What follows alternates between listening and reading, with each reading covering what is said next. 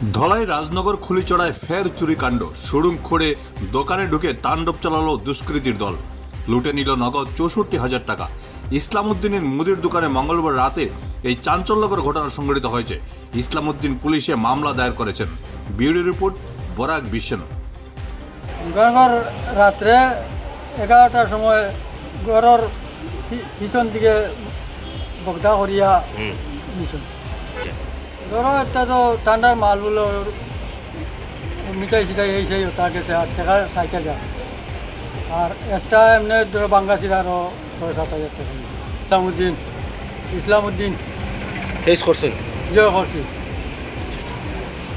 রূপের সন্দেহ আছে না, সন্ধ্যা এখন নিজে তো আর দেখছি না, এখন খাওয়ার ভিড়ে আন্দাজে করতাম।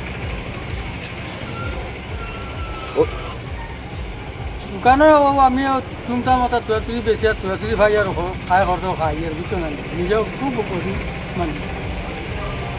ঠিক আছে।